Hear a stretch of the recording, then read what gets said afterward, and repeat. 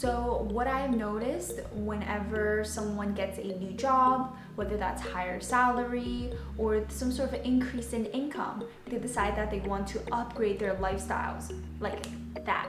And that's not to say that it's a bad thing at all. Of course, this is their hard-earned money, so they can pretty much do whatever they want with it. If you are a returning subscriber, welcome back. And if you are new here, my name is Lucy. My channel is all about personal finance, investing, and building wealth. So if you're interested in any of these topics, be sure to subscribe to my channel and turn on that notification bell. And if you enjoyed this video and found any value, be sure to hit that like button. It really does help with the YouTube algorithm and supports me making these videos. In today's video, I will be going over what it means to live below your means, how to do that, and why it's important to start living below your means. I don't think there is anything wrong with upgrading your lifestyle. There are homes that we're going to outgrow, cars that will need to be replaced. Sometimes you just get bored and you just want to buy something new. And there's nothing wrong with that. Upgrading your lifestyle will mean that although your income has increased, there's also a chance that you are increasing your expenses and debts. And maybe at the end of the day, that $10,000 increase in your salary can go towards additional expenses you decide to add on to your lifestyle instead of going towards your savings or investing accounts. What makes it really hard for anyone to live below their means is the availability of credit. Let's say that you go to your neighborhood furniture store and there's this gorgeous piece of leather couch that you have been eyeing out for quite a while now, and today only they have a sale. It is 10% off, 10% savings. Of course you're gonna try to go and buy it. Now, you weren't really prepared for this, so not sure how you're gonna get the money, but apparently the store offers a no down payment credit offer. And what that means is that you get to take home that couch today and you can care about making those payments as the month comes. Now, this is going to be 12 months long, and you need to make those payments every month to pay off this couch that you just bought today. Now, a lifestyle on this with every purchase that you make may be sustainable for a short period of time, but as the more credit you're picking up, the less sustainable it can be if you don't know how to budget your finances correctly. This can lead into a lot of debt. It can lead into a lot of problems in the long run. But of course, if you are doing it right, you can live a very financially stable and secure life by making sure you're not spending more than you have.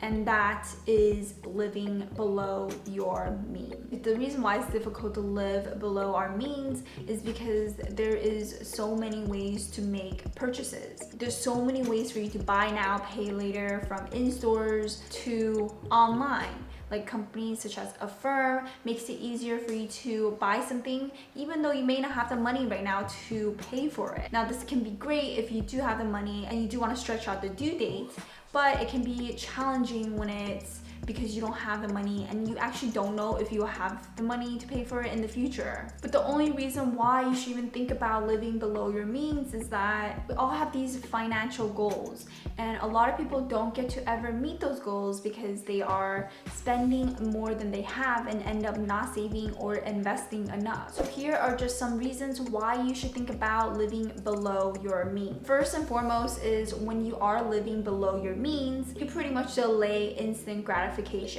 So that feeling that you get when you buy that beautiful dress or buy that brand new laptop when your laptop is in perfectly working condition, or when you decide that you need a brand new car. When you stop that feeling or desire to make that purchase, you are delaying that instant gratification. And then you use that money towards saving or investing. You may not feel the same instant gratification, but that is just being delayed because that money is working for you. By living below your means and spending less, you get to enjoy your life later on. You'll have much greater gains in the future by putting that money away in an investment portfolio instead of spending it. Now, the next reason why it's important to live below your means is the time freedom. A lot of people complain about their jobs, maybe the amount of time they have to devote to working at that job. I did this too all the time. So I'm not gonna lie about it. I complained all the time about the long hours I've had to work. Some people wish that they could work less hours or work part-time, or even quit their jobs and focus on their hobbies. Now, even though that's what you may want to have, that is not an option because you need to pay those bills and those expenses like your car loan, your credit card debt, your student loans, or utility bills and mortgage payments. Now, if you're in a position where you can afford the nicest things, the biggest house, the nicest car, the newest trending clothes, maybe think about living below your means. You have more options to decide what to do with that additional income that you're not spending towards these debts or expenses. Let's say that you did hate your job, but you can find another job that may not pay as well, but you're still able to afford doing that because you haven't picked up so many expenses or debts. If you live below your means, you do not need that much income to take care of any of those expenses. All that extra time go towards things that you enjoy doing, like your hobby, being with your family or your friends. The next reason why it's important to live below your means is an opportunity for you to save and invest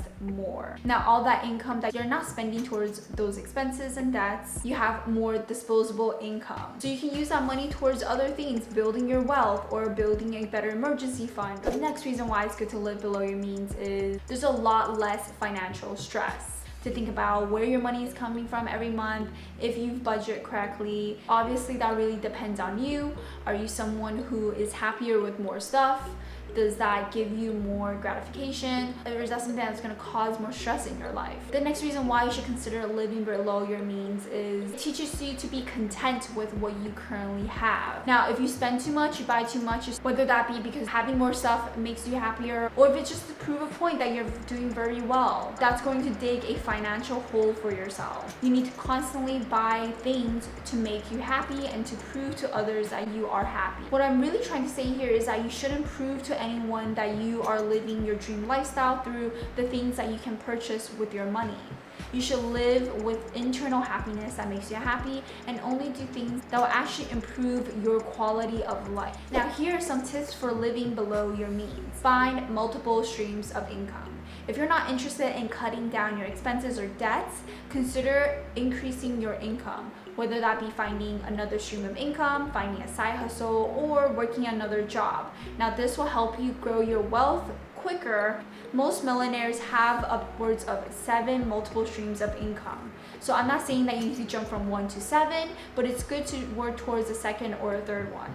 If it means picking up a hobby that you've always wanted to pick up, that can potentially help you earn some income, or if it means opening a small business, the possibilities are endless. The second thing is building good financial habits by learning how to budget, learning to build your credit score. This will come a long way because it'll keep you within your means. You'll know exactly what income is coming in and what is leaving from your account. The third tip is to avoid any lifestyle upgrade. It's very tempting to want to increase your quality of life because you got a raise or because you got a new job and they're paying 10 or 20,000 more than your old job. Now, you may want to find the nicest apartment in the neighborhood. You may be okay with spending a little bit more for rent, or you may be okay with buying a new car because you deserve one. You just got a raise. Try to avoid these at all costs because you'll get in a bad habit of constantly wanting to upgrade your lifestyle every time you have a jump in your income. You may not be able to save or invest that money that you decide to use for your lifestyle upgrade. So if you are already living a pretty comfortable lifestyle, stick with it. If you want to increase your budget slightly, that's fine, but try to maintain that lifestyle. So that way the additional income that you are receiving can go towards other investing opportunities. Now, that is it. That is why you should live below your means and some tips to live below your means. If you enjoyed this video, please give it a thumbs up. This is by means, not the whole list. So if you have any more, please leave it in the comments below. If you enjoyed this video and want to learn more about personal finance, investing, and building wealth, be sure to subscribe to my channel and turn on that notification bell. And check out these videos here I have about investing for beginners.